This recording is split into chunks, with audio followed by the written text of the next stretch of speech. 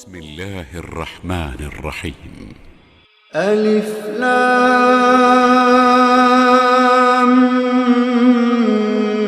ميم تنزيل الكتاب لا ريب فيه من رب العالمين أم يقولون افتراه بل هو الحق من ربك لتنذر قوما ما أتاهم من نذير من قبلك لعلهم يهتدون الله الذي خلق السماوات والأرض وما بينهما في 6 أيام ثم استوى على العرش ما لكم من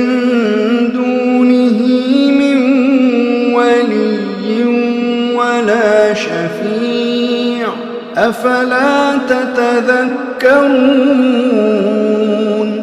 يدبر الأمر من السماء إلى الأرض ثم يعرج إليه في يوم كان مقداره 1000 سنة مما تعدون. السلام عليكم ورحمة الله وبركاته. ഖുർആൻ പദം 1415 ദിവസത്തിലേക്ക് എല്ലാവരെയും ഹാർദമായി സ്വാഗതം ചെയ്യുന്നു. വിശുദ്ധ ഖുർആനിലെ 32ാമത്തെ അധ്യായമായ സൂറത്ത് സജദയുടെ ആമുഖമാണ് ഇന്ന് പഠന വിധേയമാക്കുന്നത്. ക്ലാസ് ആരംഭിക്കുന്നതിനായി ആദരണീയനായ ഡോക്ടർ AI വിലായത്തുള്ള സാഹിബിനെ ക്ഷണിക്കുന്നു. السلام عليكم ورحمة الله وبركاته. أعوذ بالله من الشيطان الرجيم. بسم الله الرحمن الرحيم. ألف لام ميم تنزيل الكتاب لا ريب فيه من رب العالمين أم يقولون افتراه بل هو الحق من ربك لتنذر قوما ما أتاهم من نذير من قبلك لعلهم يهتدون الله الذي خلق السماوات والأرض وما بينهما في 6 أيام ثم استوى على العرش ما لكم من دونه من ولي ولا شفيع أفلا تتذكرون يدبر الأمر من السماء إلى الأرض ثم يعرج إليه في يوم كان مقداره 1000 سنة مما تعدون صدق الله العلي العظيم. സൂറത്ത് സജ്ദയിലെ ആദ്യത്തെ 5 ആയത്തുകളാണ് ഞാൻ നിങ്ങളെ കേൾപ്പിച്ചിട്ടുള്ളത്. നമ്മളൊരു പുതിയ സൂറത്തിന്റെ പഠനം ആരംഭിക്കുകയാണ്. വിശുദ്ധ ഖുർആനിലെ 32ാമത്തെ സൂറത്തായിട്ട് ക്രമീകരിക്കപ്പെട്ടിരിക്കുന്ന സൂറത്ത് സജ്ദയാണ് ഇന്ന് നമ്മൾ പഠനം ആരംഭിക്കുന്ന അധ്യായം. കഴിഞ്ഞ ദിവസം നമ്മൾ സൂറത്ത് ലുഖ്മാന്റെ പഠനം പൂർത്തീകരിച്ച് അതിനെ തുടർന്നുള്ള ചോദ്യങ്ങളൊക്കെ കൈകാര്യം ചെയ്തുകൊണ്ടിരിക്കുകയായിരുന്നു. 2 ദിവസം അതിനുവേണ്ടി നമ്മൾ നീക്കിവെച്ചു. ചോദ്യങ്ങൾ അവസാനിച്ചിട്ടുണ്ടായിരുന്നില്ല. ഇന്നുകൂടി അത് തുടരാമെന്ന് വെച്ചതായിരുന്നു. പക്ഷെ നമ്മുടെ ഈ ഇതിലെ പാർട്ടിസിപ്പൻസിൽ പലർക്കും ഒരു തുടരെ ചോദ്യോത്തരങ്ങളുടെ ഒരു സെഷൻ അങ്ങനെ പോകുന്നതിൽ ഒരു അതൃപ്തി ഉള്ള പോലെ മനസ്സിലായതുകൊണ്ട് പുതിയ സൂറത്ത് തുടങ്ങാമെന്ന് വിചാരിക്കുകയാണ്. ചോദ്യങ്ങൾ ഞാൻ നോട്ട് ചെയ്ത് വെച്ചതുണ്ട്. അത് ക്രമേണ 2-3 ചോദ്യങ്ങളൊക്കെ ആയിട്ട് പല ദിവസങ്ങളിലായി ചോദ്യങ്ങളോട് പ്രതികരിച്ചുകൊണ്ട് സംസാരിക്കാം. തുടരെ ചോദ്യങ്ങളാകുമ്പോൾ പലർക്കും അത് ആവർത്തന വിരസത ഉണ്ടാക്കുന്ന പലതും അനാവശ്യമായ ചോദ്യങ്ങളൊക്കെ ആയിട്ട് അനുഭവപ്പെടുന്നുണ്ടാവും. അപ്പോ സൂറത്ത് സജ്ദ 30 ആയത്തുകളുള്ള സൂറത്താണ്. മക്കയിലാണ് ഈ സൂറത്ത് അവതരിക്കുകയുണ്ടായത്. നമ്മള് സൂറത്ത് ലുഖ്മാൻ പഠനം പൂർത്തിയാക്കിയല്ലോ. അതിൽ 34 ആയത്തുകളാണ് ഉണ്ടായിരുന്നത്. ഏകദേശം അതേ ദൈർഘ്യമുള്ള ഒരു സൂറത്താണ്. മക്കയിലാണ് ഈ സൂറത്ത് അവതരിക്കുന്നത്. ഇതിന്റെ പേര് അസ്സജ്ദ എന്നാണ്. മലയാളത്തിൽ എഴുതുമ്പോൾ പലപ്പോഴും സജദ എന്ന് എഴുതുന്ന ഒരു ശീലമാണ് കണ്ടിട്ടുള്ളത്. അറബിയിൽ അത് സജ്ദ എന്നാണ്. സജിദ, അസ്സജിദ. അപ്പോ സുജൂദുമായി ബന്ധപ്പെട്ട അല്ലെങ്കിൽ അതേ കാര്യം സൂചിപ്പിക്കുന്ന മറ്റൊരു വാക്കാണ് സജിദ എന്നത്. ഈ സൂറത്തിലെ 15-ാമത്തെ ആയത്ത് സജ്ദത്തു തിലാവ ആവശ്യമായി വരുന്ന, വിശുദ്ധ ഖുർആന്റെ പാരായണ വേളയിൽ നിർവഹിക്കേണ്ട സുജൂദ് ആവശ്യമായി വരുന്ന ഒരായത്താണ്. സുജൂദ് ചെയ്യാന് നിർദ്ദേശിക്കപ്പെട്ടിട്ടുള്ള ഒരു സന്ദർഭം.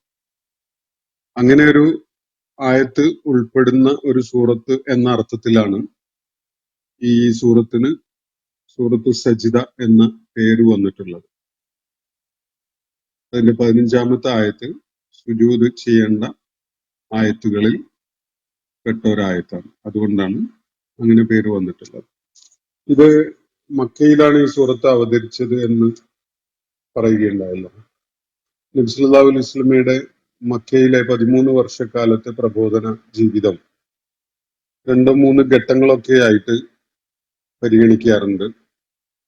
വിശുദ്ധ ഖുർആന്റെ സൂറത്തുകളുടെ സ്വഭാവവും പ്രകൃതവും അതിലെ നിർദ്ദേശങ്ങളൊക്കെ വിശദീകരിക്കുന്ന ഘട്ടങ്ങളിലായിട്ട്, വിശദീകരിക്കുന്ന സന്ദർഭങ്ങളിലായിട്ട്. അതില് ആദ്യത്തെ രഹസ്യമായ പ്രബോധനത്തിന്റെ ഒരു കാലം കഴിഞ്ഞ് പരസ്യമായ പ്രബോധനം, ആളുകളെ സത്യമാർഗത്തിലേക്ക് നബി സല്ലല്ലാഹു അലൈഹി വസല്ലം ക്ഷണിച്ചുകൊണ്ടിരിക്കുന്ന ഒരു ഘട്ടം. പിന്നീട് അതിനോട് നബി സല്ലല്ലാഹു അലൈഹി വസല്ലമയുടെ ദൗത്യ നിർവഹണത്തിനോട് വലിയ എതിർപ്പുകളുമായി മക്കയിലെ ഖുറൈശി സമൂഹം വിശേഷിച്ചും രംഗത്ത് വന്ന് തുടങ്ങുന്ന ഒരു ആദ്യഘട്ടവും, ആ ശത്രുതയും പകയും വിദ്വേഷവും ഒക്കെ ശക്തിപ്പെട്ട് നബി സല്ലല്ലാഹു അലൈഹി വസല്ലമക്കും അനുയായികൾക്കും മക്കയിൽ നിലനിന്ന് പോവാൻ പറ്റാത്ത അങ്ങേയറ്റത്തെ നിവൃത്തിയില്ലായ്മയുടെ ഒരു ഘട്ടം എത്തുന്നുണ്ട് വൈകാതെ തന്നെ.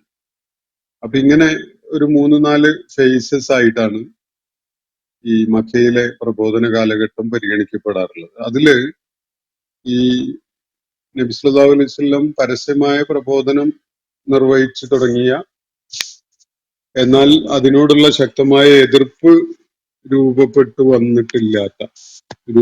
വരുന്നതിന്റെ തൊട്ടു മുമ്പുള്ള ഒരു കാലത്താണ് ഈ സൂറത്ത് അവതരിച്ചിട്ടുള്ളത് എന്നത് ഏകദേശം യോജിപ്പോടുകൂടി മനസ്സിലാക്കപ്പെടുന്ന ഒരു കാര്യമാണ്. അതിന്റെ സൂറത്തിന്റെ ഉള്ളടക്കം, ഇതിൽ മുന്നോട്ട് വയ്ക്കുന്ന ആശയം, ഇസ്ലാമിന്റെ അടിസ്ഥാന വിശ്വാസങ്ങളുമായി ബന്ധപ്പെട്ടുകൊണ്ടുള്ള കാര്യങ്ങൾ, ഇതിലെ അത്തരത്തിലുള്ള ഉള്ളടക്കം നൽകുന്ന സൂചന അങ്ങനെയാണ്. ഈ സൂറത്തിന്റെ അവതരണം ശത്രുതയും എതിർപ്പും അതുപോലെ നബി സല്ലല്ലാഹു അലൈഹി വസല്ലമക്കും അനുയായികൾക്കും എതിരിലുള്ള ശക്തമായ കഠിനമായ പീഡന മുറകളും ഒക്കെ തുടങ്ങുന്നതിന്റെ തൊട്ടു മുമ്പുള്ള ഒരു കാലത്താണ് ഈ സൂറത്ത് അവതരിച്ചത് എന്നത് സൂറത്തിന്റെ അതിലെ പ്രതിപാദ്യ വിഷയങ്ങളായിട്ടുള്ള ഉള്ളടക്കം പരിഗണിക്കുമ്പോൾ നമുക്ക് മനസ്സിലാക്കാൻ സാധിക്കും. അപ്പോ ഇതിന്റെ അവതരണവുമായി ബന്ധപ്പെട്ടുകൊണ്ടുള്ള കാര്യം അതാണ്. സൂറത്തിന്റെ പേരിനെ കുറിച്ച് ഞാൻ സൂചിപ്പിച്ചു, സജിദ എന്നാണ്. അത് സുജൂദ് എന്നതിന്റെ മറ്റൊരു രൂപമാണ് സജിദ എന്നത്. അപ്പോ ഇതില് ഈ മർദ്ദന പീഡനങ്ങളൊക്കെ രൂക്ഷമായി വരുന്നതിന്റെ തൊട്ടു മുമ്പുള്ള ഒരു കാലത്താണ് ഇതിന്റെ അവതരണം എന്ന് പറഞ്ഞല്ലോ. സ്വാഭാവികമായിട്ടും ഇസ്ലാമിക ദർശനത്തിന്റെ, ഇസ്ലാമിക വിശ്വാസ വ്യവസ്ഥയുടെ അടിത്തറയായി വർത്തിക്കുന്ന വിഷയങ്ങളാണ് കൈകാര്യം ചെയ്യപ്പെടുന്നത്. അതിലൊന്നാമത് തീർച്ചയായിട്ടും അള്ളാഹുവിന്റെ ഏകത്വം തന്നെയാണ് വരിക.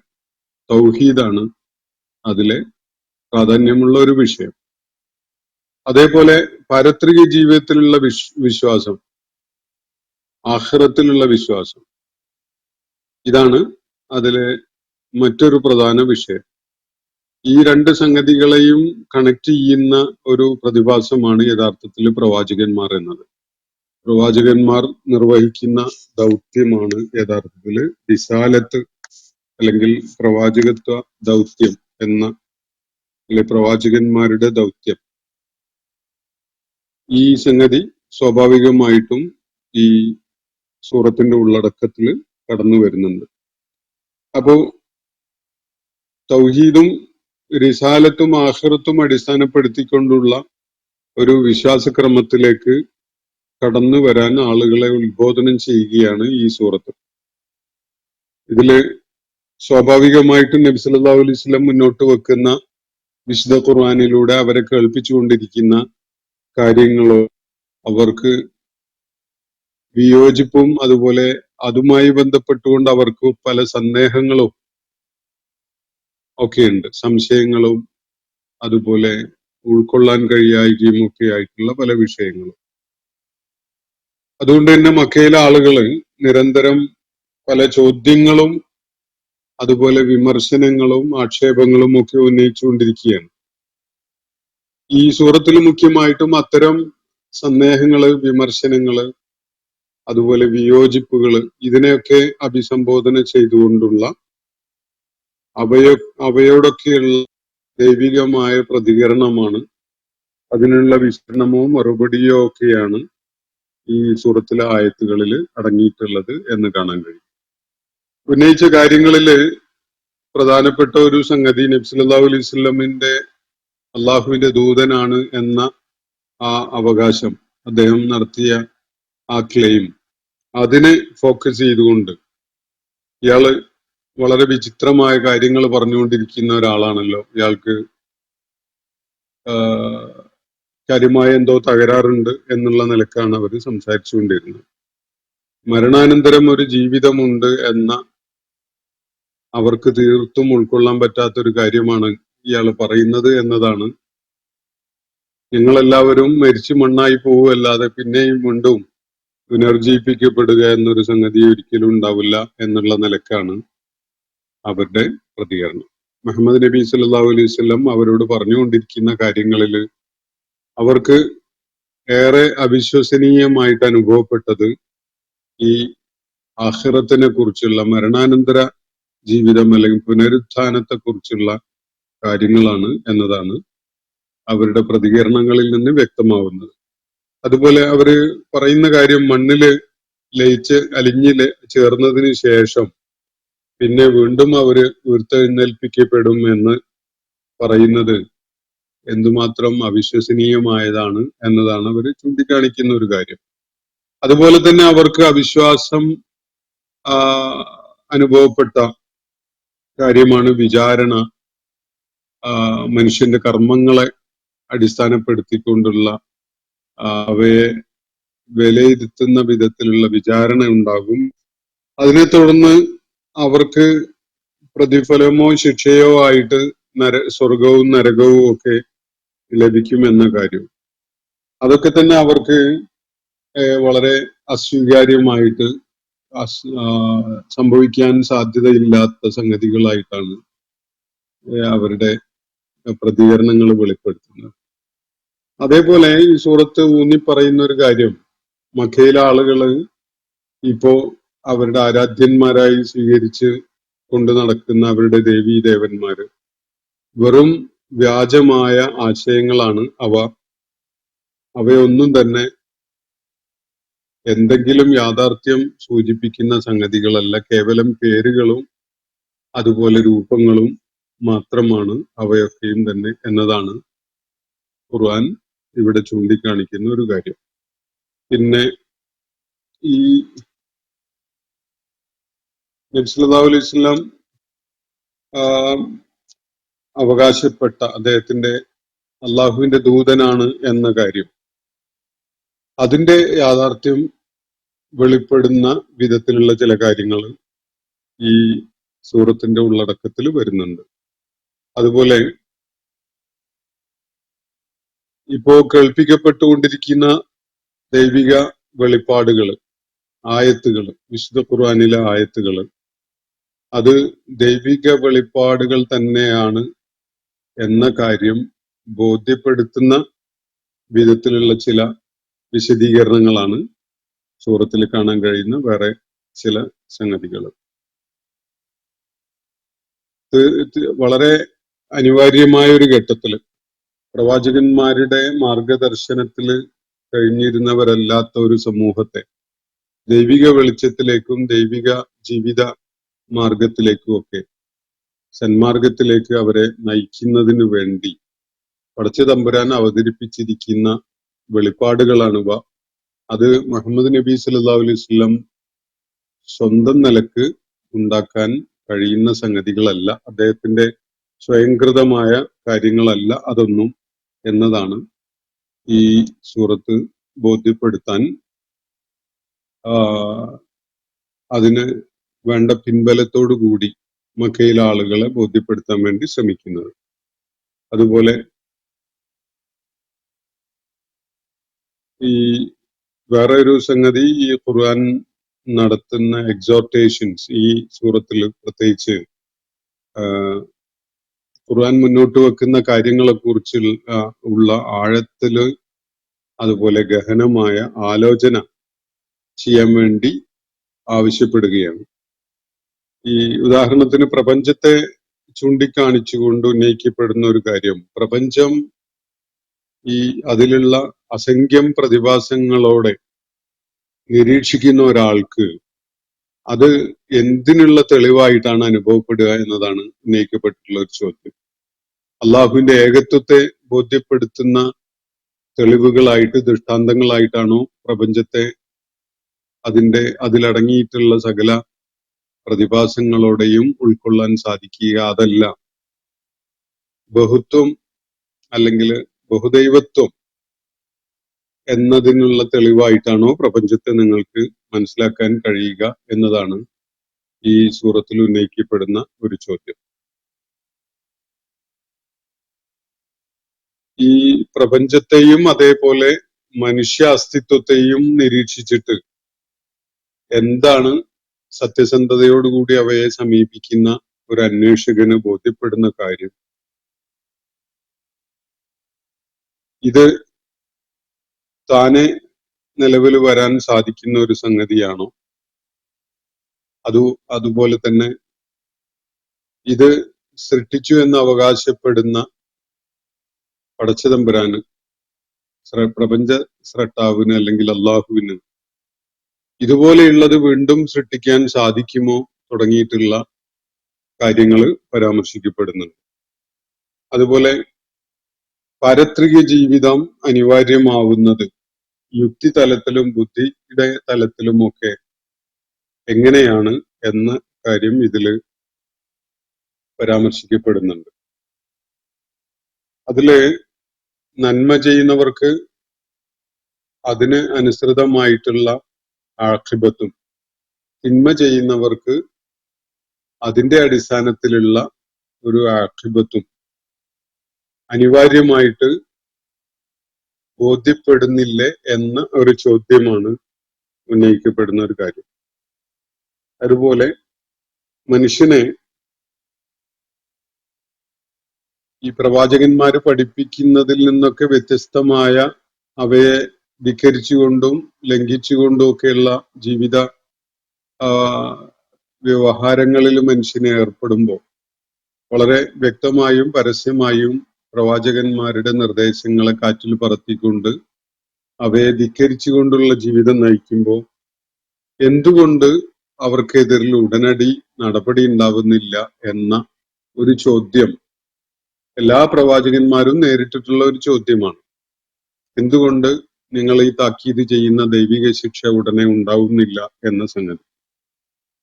അതിന് അള്ളാഹു നൽകുന്ന മറുപടി, അത് അവന്റെ കാരുണ്യം കാരണമായിട്ടാണ്. മനുഷ്യർക്ക് അള്ളാഹു അനുവദിച്ചിരിക്കുന്ന ഒരു സമയം അവരെ പ്രയോജനപ്പെടുത്തട്ടെ എന്ന വിധത്തില് അവരോടുള്ള കാരുണ്യം കാരണമായിട്ടാണ് എന്ന് ചൂണ്ടിക്കാണിക്കുന്നത് കാണാം. അതുപോലെ ചില പ്രയാസങ്ങള് ആളുകൾക്ക് അള്ളാഹു നൽകുന്നത് ദൈവിക കാരുണ്യമായിട്ട് തന്നെ നൽകപ്പെടുന്നതായിട്ട് ഇവിടെ സൂചിപ്പിക്കപ്പെടുന്നുണ്ട്. എന്താണെന്ന് വെച്ചാൽ ആളുകൾക്ക് ചില പ്രതിസന്ധികളോ പ്രയാസങ്ങളോ അല്ലെങ്കിൽ അപ്രതീക്ഷിതമായുള്ള ചില തിരിച്ചടികളൊക്കെ നേരിടുമ്പോഴാണ് അവര് കണ്ണു തുറക്കുന്നവരാകുക. പ്രപഞ്ച സൃഷ്ടാവിനെ ബോധ്യപ്പെടുകയും അവന് വഴിപ്പെടേണ്ടതിന്റെ അനിവാര്യത മനസ്സിലാകുകയൊക്കെ ചെയ്യുന്നതിന് ജീവിതത്തിലെ തിരിച്ചടികളും പ്രതിസന്ധികളും പ്രയാസങ്ങളും ഒക്കെ ഉപകരിക്കും എന്നൊരു സൂചനയും ഇവിടെ നൽകപ്പെടുന്നുണ്ട്. അപ്പോ എല്ലായ്പ്പോഴും നമുക്ക് പ്രതിസന്ധികളോ പ്രയാസങ്ങളോ ജീവിതത്തിൽ നേരിടേണ്ടി വരുമ്പോ അത് അള്ളാഹു നമ്മളോട് എന്തെങ്കിലും അനിഷ്ടമോ വെറുപ്പോ കാണിക്കുകയാണ് എന്ന ഒരു തെറ്റിദ്ധാരണ ആളുകൾക്ക് ഉണ്ടാവേണ്ടതില്ല. ആളുകള് കണ്ണു തുറക്കുന്നവരായി കാര്യങ്ങൾ മനസ്സിലാക്കിക്കൊണ്ട് തിരിച്ചറിവോടുകൂടി അള്ളാഹുവിന് വിധേയപ്പെടുന്നവരായി മാറുന്നതിന് വേണ്ടി അവരോടുള്ള കാരുണ്യത്തിന്റെ പേരിലാണ് അങ്ങനെ പ്രയാസങ്ങളും വിഷമവും ഒക്കെ നൽകപ്പെടുന്നത് എന്നതാണ് ചൂണ്ടിക്കാണിക്കപ്പെടുന്ന ഒരു കാര്യം. മാത്രമല്ല വേറെ കാണിക്കപ്പെടുന്ന ഒരു വിഷയം ഈ ദൈവിക ഗ്രന്ഥം എന്ന ഈ സമാവിയായ ഈ വെളിപ്പാടുകൾ അത് മക്കയിലെ ആളുകളെ സംബന്ധിച്ചിടത്തോളം പുതിയൊരു അനുഭവമായിരിക്കാം. പക്ഷെ മനുഷ്യകുലത്തെ സംബന്ധിച്ചിടത്തോളം അത് ആദ്യത്തെ ഒരു അനുഭവമല്ല. പൂർവിക സമൂഹങ്ങള്, വിശേഷിച്ച് മൂസ അലൈഹിസ്ലാമിന്റെ സമൂഹം, അതുപോലെ ഈസ അലൈഹിസ്ലാമിന്റെ സമൂഹം ഒക്കെ തന്നെ അവരുടെ മുന്നിൽ ഇത്തരം സംഭവങ്ങൾ നേരത്തെ ഉണ്ടായിട്ടുണ്ട്. ദൈവിക വെളിപ്പാടുകള്, ദൈവിക മാർഗദർശനം ഈ വിധത്തിൽ വെളിപ്പാടുകളുടെ രൂപത്തിൽ ലഭിക്കുക എന്നത് അത് മനുഷ്യ സമൂഹത്തെ സംബന്ധിച്ചിടത്തോളം തീർത്തും പുതിയൊരു കാര്യമല്ല. നേരത്തെയും അങ്ങനെ ഉണ്ടായിട്ടുണ്ട് എന്നതാണ് ചൂണ്ടിക്കാണിക്കപ്പെടുന്നത്. അപ്പോ പ്രവാചകന്മാര് വഴി തെളിയിക്കുന്ന അല്ലെങ്കിൽ കാണിച്ചു തരുന്ന ആ ജീവിത സരണിയിലൂടെ പോകുന്ന ആളുകൾക്ക് ജീവിത വിജയം നേടാൻ കഴിയുന്നു എന്നൊരു കാര്യമാണ് ചൂണ്ടിക്കാണിക്കപ്പെട്ടുള്ള മറ്റൊന്ന്. അതിനെ മുഖവിലക്കെടുക്കാതെ അതിന് തള്ളിക്കളയുകയോ നിഷേധിക്കുകയോ ഒക്കെ ചെയ്യുന്ന ആളുകൾ ജീവിത പരാജയം ഏറ്റുവാങ്ങേണ്ടി വരും എന്നതും ഇവിടെ വ്യക്തമാക്കപ്പെടുന്നുണ്ട്. അതുപോലെ നിഷേധികളായ ആളുകൾ പ്രവാചകന്മാരുടെ ദൗത്യ നിർവഹണത്തിനോട് എതിർപ്പ് കാണിച്ചുകൊണ്ട് അതിനെ നേരിട്ടുകൊണ്ടിരുന്ന ആളുകൾ ചരിത്രത്തിൽ അവരുടെ എന്തായിരുന്നു അവരുടെ പരിണിതി എന്നത് അള്ളാഹു ചൂണ്ടിക്കാണിക്കുകയാണ്. മക്കയിലെ ആളുകളെ അവരുടെ യാത്രകളും യാത്രക്കിടയിൽ അവര് കാണുന്ന ചരിത്രാവശിഷ്ടങ്ങളും ഒക്കെ പരാമർശിച്ചുകൊണ്ട്. മക്കയിലെ ആളുകള് പ്രമുഖമായിട്ട് 2 യാത്രകളാണ്, ഒന്ന് ശൈത്യകാലത്തും ഒന്ന് ഉഷ്ണകാലത്തും. 2 കച്ചവട യാത്രകളാണ് അക്കാലത്ത് നടത്തിയിട്ടുണ്ടായിരുന്നത്. ഈ കച്ചവട യാത്രകൾക്കിടയിൽ അവർ കടന്നു പോകുന്ന വഴികളില് അവർക്ക് കാണാൻ സാധിക്കുന്ന വിധത്തില് കിടക്കുന്ന ചില ചരിത്രാവശിഷ്ടങ്ങൾ ഉണ്ട്. ഈ ചരിത്രാവശിഷ്ടങ്ങള് പിന്നിട്ട സമൂഹങ്ങളുമായി ബന്ധപ്പെട്ടുകൊണ്ടുള്ളതാണ്. അവയില് ചില പാഠങ്ങള് ഈ പുതിയ തലമുറയിലെ ആളുകൾക്ക് ഉൾക്കൊള്ളാനുണ്ട് എന്നതാണ് അള്ളാഹുവിടെ വ്യക്തമാക്കുന്ന ഒരു കാര്യം. പല സമൂഹങ്ങളും നശിപ്പിക്കപ്പെട്ടതായിരുന്നു. അവയുടെ അവശിഷ്ടങ്ങള് ഈ ആളുകൾക്ക് അവരുടെ ഉഷ്ണകാലത്തെയും ശൈത്യകാലത്തെയും യാത്രക്കിടയിൽ കാണാൻ സാധിക്കുമായിരുന്നു. അത് അവരെ ആലോചനയുള്ളവരാക്കേണ്ടതുണ്ട് എന്നതാണ് വ്യക്തമാക്കപ്പെടുന്നത്. മുഹമ്മദ് നബി സല്ലല്ലാഹു അലൈഹി വസല്ലം മുന്നോട്ട് വയ്ക്കുന്ന ആശയങ്ങൾ, അദ്ദേഹത്തിന്റെ ഈ ദൗത്യ നിർവഹണത്തിന്റെ ഭാഗമായിട്ട് മുന്നോട്ട് വെക്കുന്ന ഈ ആശയങ്ങളും അത് സൃഷ്ടിക്കുന്ന അലയൊലികളും അതൊക്കെ കെട്ടടങ്ങിക്കൊള്ളും എന്നതാണ് മക്കയിലെ ആളുകളുടെ ആ ഘട്ടത്തിൽ ഉണ്ടായിരുന്ന ആലോചന. എന്നാൽ അവയൊന്നും കെട്ടടങ്ങുന്ന വിധത്തിലുള്ളതല്ല. മൃതപ്രായമായ അല്ലെങ്കിൽ മരിച്ചു കിടക്കുന്ന, ചത്തുകിടക്കുന്ന ഭൂമി, ആ ഭൂമിയിൽ മഴ വർഷിക്കുമ്പോൾ വിത്ത് മുളക്കുന്നത് പോലെ മുഹമ്മദ് നബി സല്ലല്ലാഹു അലൈഹി വസല്ലം മുന്നോട്ട് വെക്കുന്ന ഈ ജീവിത ദർശനം നൂറ്റാണ്ടുകളായിട്ട് ദൈവിക മാർഗദർശനത്തിന്റെ പ്രയോജനം ലഭിച്ചുകൊണ്ടിരുന്നിട്ടില്ലാത്ത ഒരു സമൂഹം, ആ സമൂഹത്തില് അത് വലിയ ഇമ്പാക്റ്റ് ഉണ്ടാക്കും എന്ന ഒരു സൂചനയാണ് നൽകപ്പെടുന്നത്. ഈ ആളുകൾ നബി സല്ലല്ലാഹു അലൈഹി വസല്ലമയുടെ സംസാരം കേട്ട് പരിഹാസം കാണിക്കുന്ന വിധത്തില് ചിരിക്കുകയാണ്. അവർ പരിഹസിച്ചുകൊണ്ട് ചിരിക്കുകയാണ്. എന്നാൽ അവരോട് വളരെ ഗൗരവത്തിൽ ഒരു കാര്യം പറയേണ്ടതായിട്ടുള്ളത്, മുഹമ്മദ് നബി സല്ലല്ലാഹു അലൈഹി വസല്ലം മുന്നോട്ട് വെക്കുന്ന കാര്യങ്ങളുടെ സംഗതികൾ ചൂണ്ടിക്കാണിച്ചുകൊണ്ടാണ് അവർ പരിഹസിക്കുകയും ചിരിക്കുകയും ഒക്കെ ചെയ്യുന്നത് എങ്കിൽ വൈകാത്ത ഭാവിയിൽ ഈ രണ്ട് നിലപാടുകാർക്കും ഇടയിൽ വിധി കൽപ്പിക്കപ്പെടുന്ന ഒരു നാള് വരാനിരിക്കുകയാണ്. അള്ളാഹുവിന്റെ പ്രവാചകൻ വളരെ ഗൗരവത്തിൽ അവരോട് പറഞ്ഞുകൊണ്ടിരിക്കുന്ന കാര്യങ്ങളാണോ യാഥാർത്ഥ്യം? അതല്ല. അദ്ദേഹത്തെ പരിഹസിച്ച് തള്ളുന്ന മക്കയിലെ ആളുകളുടെ നിലപാടിന് അടിസ്ഥാനമായിട്ടുള്ള ഒരു ജീവിത ദർശനം ഉണ്ടല്ലോ, അതാണോ സത്യാധിഷ്ഠിതം എന്നത് വ്യക്തമാവുന്ന വിധത്തില് ഒരു വിധി തീർപ്പിന്റെ നാള് വരാനിരിക്കുന്നു എന്നതാണ് വ്യക്തമാക്കപ്പെടുന്ന ഒരു സംഗതി. വേറെ ഒരു താക്കീതിന്റെയും അതുപോലെ ഒരു ശക്തമായ മുന്നറിയിപ്പിന്റെയും സ്വഭാവത്തിൽ പറയുന്ന ഒരു കാര്യം, നിങ്ങള് ഈ വിഷയത്തിൽ നിലപാട് സ്വീകരിക്കാതെ അനന്തമായി അത് നീട്ടിക്കൊണ്ടുപോകേണ്ടതില്ല. വിശ്വസിക്കാൻ ഉദ്ദേശിക്കുന്നുവെങ്കിൽ ഇപ്പോൾ തന്നെ വിശ്വസിക്കുക. തള്ളിക്കളയാനാണ് നിങ്ങളുടെ തീരുമാനമെങ്കിൽ നിങ്ങളെ അത് തള്ളിക്കളഞ്ഞേക്കുക. പക്ഷെ നിങ്ങൾക്ക് നിർണിതമായ ഒരു അവധി തീർച്ചയായിട്ടും നിശ്ചയിക്കപ്പെട്ടിട്ടുണ്ട്.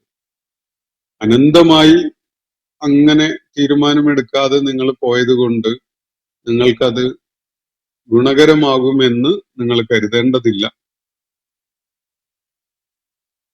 വളരെ നീട്ടിക്കൊണ്ടുപോയി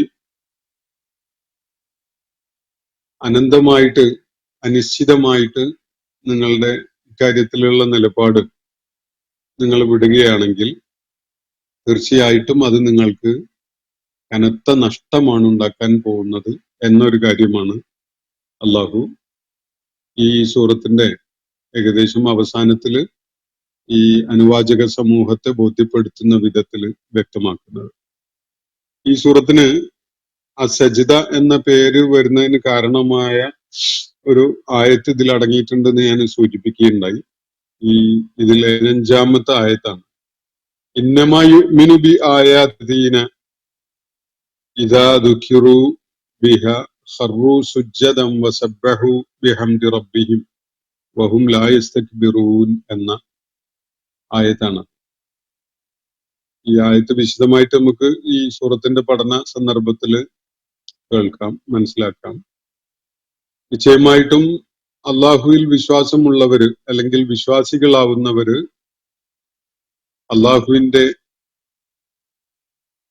അള്ളാഹുവിനെ പരാമർശിച്ചുകൊണ്ടുള്ള ഉത്ബോധനം അവരെ കേൾപ്പിക്കപ്പെട്ടാൽ അവര് സാഷ്ടാംഗം ചെയ്യുന്നവരായിട്ട് വീഴും. അള്ളാഹുവിനുള്ള തസ്ബീഹും തഹ്മീദുമായിട്ട്, പ്രകീർത്തനങ്ങളും സ്തുതികീർത്തനങ്ങളുമായിട്ട് അവര് വളരെ വിനയാന്യതരായിക്കൊണ്ട് യാതൊരു കിബറും കാണിക്കാതെ, യാതൊരു അഹന്തയുടെ ലാഞ്ചന പോലും ഇല്ലാതെ അള്ളാഹുവിന്റെ മുന്നിൽ സാഷ്ടാംഗം ചെയ്യുന്നവരായി മാറും എന്നാണ് ആ ആയത്ത് വ്യക്തമാക്കുന്നത്. അപ്പോ ഈ സൂറത്തുമായി ഈ സൂറത്തിനെ പരിചയപ്പെടുത്തുന്ന കാര്യവുമായി ബന്ധപ്പെട്ടുകൊണ്ട് പറയാൻ ഉദ്ദേശിച്ചിരുന്ന സംഗതികളാണ് ഞാൻ ഇതിനകം നിങ്ങളുമായി പങ്കുവച്ചിട്ടുള്ളത്. നേരത്തെ ഉന്നയിക്കപ്പെട്ട ചോദ്യങ്ങളിൽ ചിലത് നിങ്ങളെ കേൾപ്പിക്കാം എന്ന് വിചാരിക്കുകയാണ്. 1-2 ചോദ്യങ്ങൾ പരാമർശിച്ചുകൊണ്ട് മുന്നോട്ട് പോകാം എന്നാണ് ഉദ്ദേശിക്കുന്നത്. രാത്രിയിൽ വിശ്രമിക്കുന്ന സൂര്യൻ എന്ന ആശയം ഭൂമിയുടെ ഒരു ഭാഗത്ത് നിന്ന് നോക്കുന്ന ഒരു മനുഷ്യന്റെ ഊഹം മാത്രമാണ് എന്നത് വ്യക്തമാണ്. അത്തരം ഒരു തെറ്റായ അറിവ് പ്രപഞ്ചനാഥന് വരികയില്ല. ഇത് സൂചിപ്പിക്കുന്നത് അള്ളാഹു സാധാരണ ഊഹങ്ങൾ മാത്രമുള്ള ഒരു മനുഷ്യന്റെ സൃഷ്ടിയാണ് എന്നതല്ലേ എന്നാണ് ചിന്മയ ചോദിച്ചിരിക്കുന്നത്. ഒന്നാമതായി പറയേണ്ടത്, രാത്രിയിൽ വിശ്രമിക്കുന്ന സൂര്യൻ എന്നത് വിശുദ്ധ ഖുർആൻ മുന്നോട്ട് വെക്കുന്ന ഒരു ആശയമേ അല്ല. ഏതോ ഒരു ആയത്തിനെ തെറ്റായി മനസ്സിലാക്കുകയോ തെറ്റായി വിശദീകരിക്കുകയോ ഒക്കെ ചെയ്യുന്ന നമ്മളുടെ ഈ മലപ്പുറത്തൊരു ജബ്ബാർ എന്ന് പറഞ്ഞൊരു സ്കൂൾ അധ്യാപകനുണ്ട്. ഒരു നാസ്തികനും നിരീശ്വരനും ഒക്കെ ആയിട്ട് യുക്തിവാദം എന്ന പേരിൽ പലതും പറഞ്ഞുകൊണ്ട് നടക്കുന്ന ഒരാള്. അയാളെ പോലെയുള്ള ആളുകൾ വിശദീകരിച്ച വല്ലതും കേട്ടുകൊണ്ടായിരിക്കണം ചിന്മയ ഈ കാര്യം ഉന്നയിച്ചിട്ടുള്ളത് എന്നാണ് ഞാൻ കരുതുന്നത്. വിശുദ്ധ ഖുർആനിൽ അങ്ങനെ ഒരു ആശയം വരുന്നേ ഇല്ല. അത് ആരോ നിങ്ങളെ തെറ്റിദ്ധരിപ്പിച്ചതോ തെറ്റായി മനസ്സിലാക്കാൻ അവസരം ഉണ്ടാക്കിയതോ മാത്രമാണ്. അങ്ങനെ ഖുർആനിൽ ഉണ്ട് എന്ന് നിങ്ങൾക്ക് ബോധ്യപ്പെടുകയാണെങ്കിൽ തീർച്ചയായിട്ടും നിങ്ങൾ തുടർന്ന് പറഞ്ഞ കാര്യങ്ങൾക്കൊക്കെ ചില പ്രസക്തിയൊക്കെ ഉണ്ടായിരുന്നു വരും. പക്ഷെ അങ്ങനെ ഒരു സംഗതി ഖുർആനിൽ ഇല്ല. അടുത്ത ചോദ്യം ചിന്മയ ഉന്നയിച്ചതാണ്. മനുഷ്യർ ചെയ്തുകൊണ്ടിരിക്കുന്ന കാര്യങ്ങൾ അള്ളാഹു സൂക്ഷ്മമായി നിരീക്ഷിക്കുന്നു എന്ന പ്രസ്താവന വലിയ ആശയപ്രതിസന്ധി ഉണ്ടാക്കുന്നില്ലേ? കാരണം അള്ളാഹുവിന്റെ തീരുമാനം ഇല്ലാതെ ഒന്നും നടക്കുന്നില്ല എന്ന അവകാശവാദം ഇതുമൂലം അടിസ്ഥാനമില്ലാത്തതാണ് എന്ന് വരികയില്ലേ എന്നാണ് അദ്ദേഹം ചോദിക്കുന്നത്. ഇത് മനുഷ്യന്റെ പ്രവർത്തനങ്ങൾ അള്ളാഹു സൂക്ഷ്മമായി നിരീക്ഷിക്കുന്നു, പിന്നെ എന്തിനാണ് അങ്ങനെ നിരീക്ഷിക്കേണ്ടി വരുന്നത്? അള്ളാഹുവിന്റെ തീരുമാനം ഉണ്ടായാലല്ലേ ഇതൊക്കെ നടക്കുള്ളൂ എന്നതാണ്. നിരീക്ഷിക്കുക എന്നതുകൊണ്ട് ചിന്മയെ മനസ്സിലാക്കിയത് അള്ളാഹു അവിടെ വന്ന് വല്ല ടെലിസ്കോപ്പോ അല്ലെങ്കിൽ ദൂരെ നിന്ന് വല്ല ടെലിസ്കോപ്പോ അല്ലെ അടുത്ത് വന്ന് സൂം ഇൻ ചെയ്തുകൊണ്ടൊക്കെ അങ്ങനെ നോക്കി നിൽക്കുകയാണ് എന്ന നിലക്കല്ല. അത് നിങ്ങളുടെ ഒരു തെറ്റിദ്ധാരണയാണ്. നിങ്ങൾ കരുതുന്ന പോലെ ഒരു സംഗതി സൂക്ഷ്മമായി അള്ളാഹുവിന് അറിയാനും മനസ്സിലാക്കാനും അങ്ങനെ ഫോക്കസ്ഡ് ആയിട്ട് ബാക്കിയുള്ളതിനൊക്കെ ശ്രദ്ധ തിരിച്ച് ഇതില് കണ്ണുകൾ കൂർപ്പിച്ച് നിൽക്കേണ്ട കാര്യമൊന്നുമില്ല.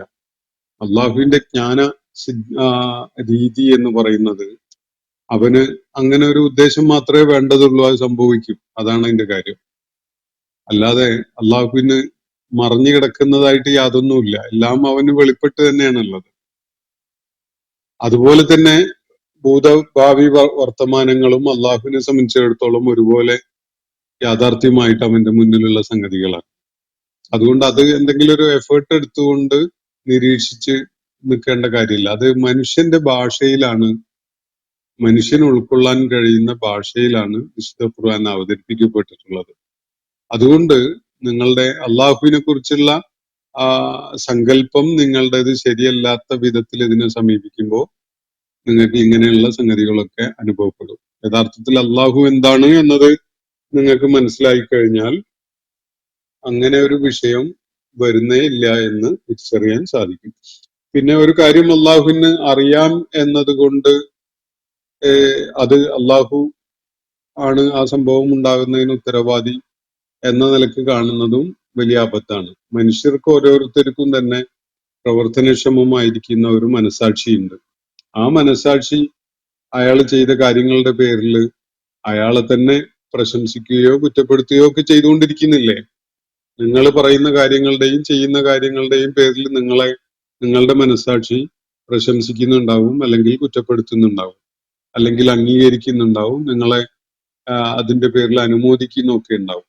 ഇതൊരു യാഥാർത്ഥ്യമാണ് എന്നതുകൊണ്ട് തന്നെ മനുഷ്യന് ആൻസറബിലിറ്റി ഉള്ള ഒരു തലം ഉണ്ട് എന്നതിന് യാതൊരു സംശയവുമില്ല. അപ്പോ ഇവിടെ നിങ്ങൾ പറയുന്ന വിധത്തിലുള്ള യാതൊരു വൈരുദ്ധ്യവും നിലനിൽക്കുന്നില്ല. അത് നിങ്ങൾ അള്ളാഹുവിനെ തിരിച്ചറിയുന്നതിൽ വലിയ ഭീമമായ അബദ്ധം നിങ്ങൾക്ക് പിണയുന്നു എന്നതുകൊണ്ട് മാത്രമാണ് ഈ ചോദ്യം ഉണ്ടായിട്ടുള്ളത്. മറ്റൊന്ന് ചിന്മയ തന്നെ ഉന്നയിച്ച ഒരു സംഗതിയാണ്, ഇസ്രായേലും ഇറാനും തമ്മിലുള്ള യുദ്ധം അള്ളാഹുവിന്റെ ആസൂത്രണം അനുസരിച്ച് അല്ലേ നടക്കുന്നത്? അങ്ങനെയെങ്കിൽ യുദ്ധമുറകൾ പാളി എന്ന് പറയാൻ കഴിയുമോ എന്നാണ്. ഇസ്രായേലിന്റെ ഭാഗത്ത് ഒരു വലിയ അബദ്ധമുണ്ടായി, അവർക്ക് ഒരു മണ്ടത്തരം സംഭവിച്ചു എന്ന ഒരു പരാമർശം ഞാൻ നടത്തിയിരുന്നു. അതിനോടുള്ള പ്രതികരണമായിരിക്കണം അത്. അപ്പൊ അള്ളാഹുവിന്റെ അറിവുകളിൽപ്പെട്ട നിലയ്ക്ക് തന്നെയാണ് ഈ ഇസ്രായേലും ഇറാനും തമ്മിലുള്ള ഇപ്പോ നടന്നുകൊണ്ടിരിക്കുന്ന യുദ്ധം. അതിൽ സംശയമൊന്നുമില്ല. പിന്നെ യുദ്ധമുറകൾ പാളി എന്ന് പറയുന്നത് അള്ളാഹുവിന് പാളിച്ച പറ്റി എന്നല്ല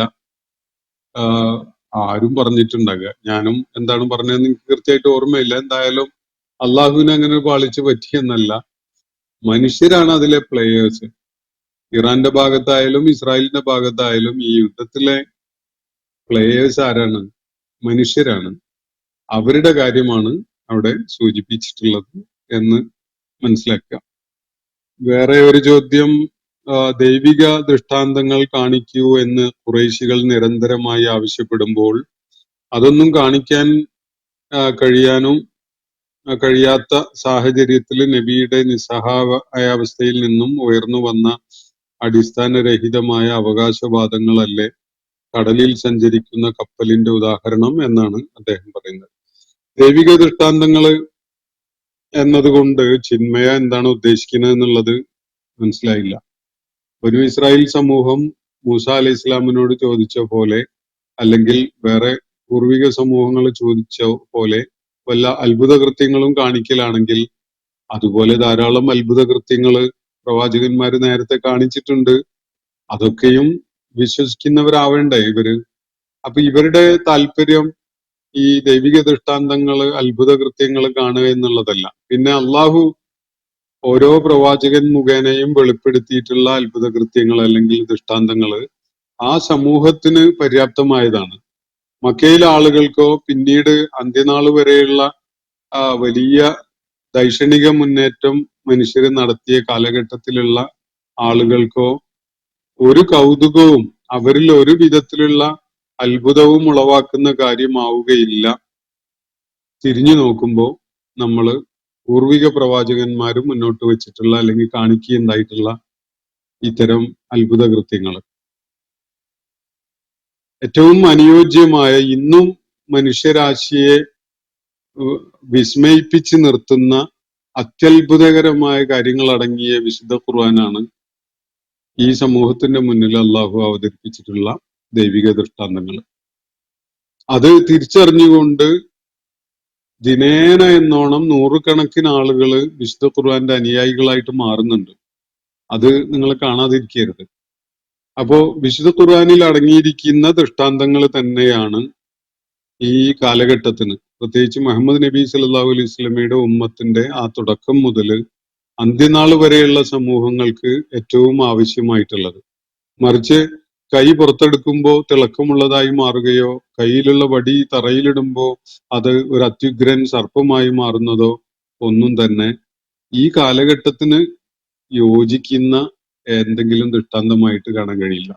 ഇത് ഒരു നമ്മുടെ ഡിജിറ്റൽ വിപ്ലവത്തിന്റെ ഒരു കാലമല്ലേ? എന്ത് സംഗതിയും ഡിജിറ്റൽ ഫോമിൽ രൂപപ്പെടുത്താൻ നമുക്ക് ചെറിയ ഒരു ഡിസൈനിങ് ഒരു അതിനു വേണ്ട ഒരു ഫ്രെയിം ഓഫ് മൈൻഡ് ഉണ്ടാവുകയേ വേണ്ടതുള്ളൂ. പുതിയ സാധ്യതകൾ അനന്തമാണ്. അപ്പൊ ഈ അനന്തമായ സാധ്യതകളൊക്കെ രൂപപ്പെട്ടു വരാൻ ഉള്ള ഈ കാലഘട്ടത്തിലേക്ക് ഈ വടിയും പാമ്പും ദൃഷ്ടാന്തങ്ങളായിട്ട് അയക്കുകയാണെങ്കിൽ അത് എന്തുമാത്രം അപഹാസ്യമാകും എന്നതൊന്ന് ആലോചിച്ച് നോക്കൂ നിങ്ങൾ. എന്നാൽ ഈ ഡിജിറ്റൽ വിപ്ലവത്തിന്റെ കാലഘട്ടത്തിൽ പോലും നൂറുകണക്കിന് മനുഷ്യര് ദിനേന വിശുദ്ധ ഖുർആന്റെ അത്യത്ഭുതകരമായ ദൈവികത തിരിച്ചറിഞ്ഞുകൊണ്ട് ഇസ്ലാമിലേക്ക് വന്നുകൊണ്ടിരിക്കുകയാണ്, വിശുദ്ധ ഖുർആന്റെ അനുയായികളായിക്കൊണ്ടിരിക്കുകയാണ്.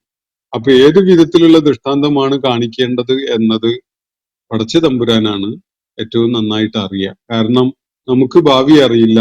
നബി സല്ലല്ലാഹു അലൈഹി വസല്ലമയുടെ ആ ഘട്ടം തുടങ്ങുന്ന ആ ആദ്യ നാളുകളിൽ പോലും പിന്നീടുള്ള അദ്ദേഹത്തിന്റെ ഉമ്മത്തിന് അല്ലെങ്കിൽ അദ്ദേഹത്തിന്റെ ദൗത്യ നിർവഹണത്തിന്റെ ആ ഭാഗമായിട്ട് അതില് സ്റ്റേക്ക് ഹോൾഡേഴ്സ് ആയിട്ട് വരേണ്ട പിന്നീട് വരാനിരിക്കുന്ന തലമുറകളുടെ കാര്യമൊന്നും അന്ന് മനുഷ്യൻ ആലോചിച്ച് മനസ്സിലാക്കാൻ കഴിയില്ല.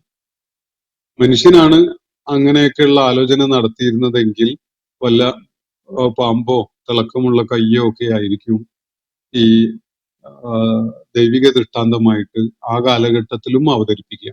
എന്നാലൊന്ന് ആലോചിച്ച് നോക്കൂ, വിശുദ്ധ ഖുർആന്റെ ഭാഷാപരമായും ശാസ്ത്രീയമായും ഒക്കെ അതില് ഉൾപ്പെടുത്തപ്പെട്ടിട്ടുള്ള അത്ഭുതകരമായ കാര്യങ്ങൾ എത്രയോ നമുക്കത് ഇതിനകം തന്നെ നമ്മുടെ ശ്രദ്ധയിലേക്ക് വന്നിട്ടുണ്ട്. ഇനിയും ഒരുപാട് കാര്യങ്ങൾ നമ്മളുടെ ശ്രദ്ധയിൽ വരാനിരിക്കുന്നതായിട്ടും ഉണ്ട്. അപ്പൊ ഈ കാര്യങ്ങള് ഈ കാലഘട്ടത്തിലെ ജനങ്ങളെ വിസ്മയിപ്പിക്കുന്ന വിധത്തില് പൂർവിക പ്രവാചകന്മാർക്ക് നൽകപ്പെട്ടിരുന്ന ദൃഷ്ടാന്തങ്ങള് അങ്ങനെ അവരിൽ വിസ്മയം ഉളവാക്കുന്നതാവുകയില്ല.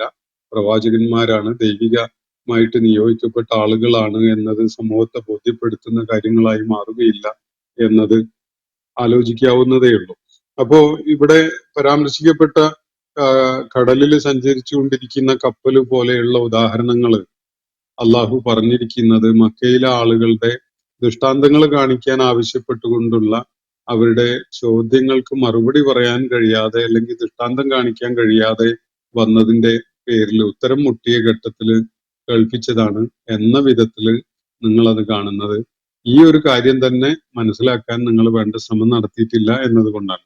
കപ്പൽ എന്നത് എത്ര അത്ഭുതകരമായ ഒരു പ്രതിഭാസമാണ് എന്നത് ആ സാധ്യത, ആ സാങ്കേതിക വിദ്യയും കടലില് അങ്ങനെ ഒരു വാഹനം ഉപയോഗിക്കാൻ കഴിയുന്നതുമായി ബന്ധപ്പെട്ടുകൊണ്ടുള്ള പ്രകൃതി പ്രതിഭാസങ്ങളൊക്കെ തിരിച്ചറിഞ്ഞ് അത് പ്രയോജനപ്പെടുത്തിയ ആളുകൾക്ക് അറിയാം മനുഷ്യൻ എത്ര പരിമിതമായ കഴിവുകളുള്ളവനാണ് എന്നത്, എത്ര ദുർബലനാണ് എന്നത്. അതുകൊണ്ടാണ് വലിയ പ്രതീക്ഷകളോടെ വളരെ ബോസ്റ്റ്ഫുൾ ആയിട്ട് കൊണ്ടുവന്ന പല സംഗതികളും അത്ഭുതപ്പെടുത്തുന്ന വിധത്തിൽ അവര് നോക്കി നിൽക്കെ പരാജയപ്പെട്ടു പോയിട്ടുള്ളതൊക്കെ.